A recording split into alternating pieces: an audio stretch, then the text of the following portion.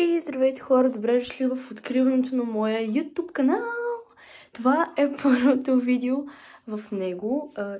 Игнорирайте тези лоши приятелки, които са се населили на лицето ми. Казах, това е първото видео в канала ми и защо първото видео, което аз снимам за YouTube. И сега ще ви разкажа за тези, които ме знаят от Snapchat, защо първото ми видео не беше качено на 5 април през 2025 година. Причината, преди която не беше пуснато, е, че си счупих телефона точно на този ден, докато станах и си спрях алармата. Нахлух от масата и се счупи дисплея.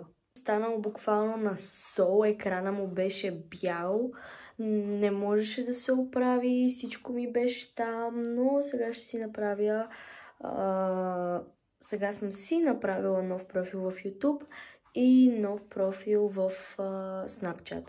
Но за тези, които са нови и не ме знаят, аз съм Мария, фамилията ми е Мария Илиева и ще качвам видеа от всякакъв контент. Ами ще се преместя навън, защото явно е дошла някаква оса. Надявам се това, което правя, да бъде интересно така, както и за деца, за тинейджъри и за големи хора, въпреки че видеята ми ще са главно детски и да, сладко котенце, Рошко.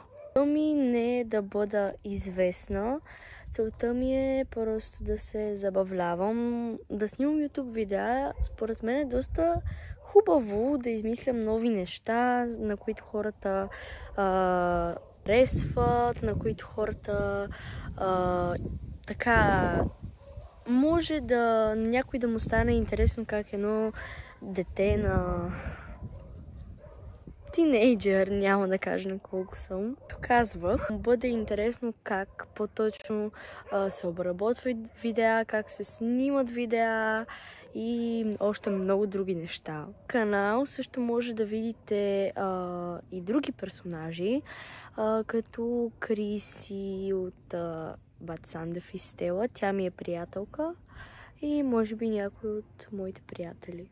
Казвах, не искам да бъда известна, искам да... Тоест не съм тук за да бъда известна. Мен не ми пука. Сега не искам да се изразявам грубо, но наистина мен не ми пука дали съм известна, дали не съм. Просто това го правя за забавление. В бъдеще може и да създам свой собствен бранд и да продавам, но до тогава ще видим. Но съм родена на 12 март и съм зодия Риби, най-хубавата зодия. Иска съм по душа, обичам да рисувам, мога да плета, да пея, да танцувам, да слушам музика. Поне това обичам, но иначе мога и доста други неща. Расистка, не мразя хора за неща, които не могат да контролират, защото те така са се родили и просто не са виновни за това. Окей.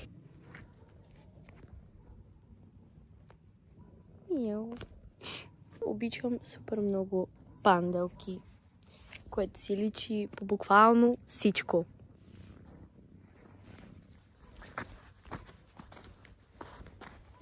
Ма много галовен си бюти, бе. Преместихме се на ново място. Мисля да е от моето представяне, понеже няма какво друго да кажа.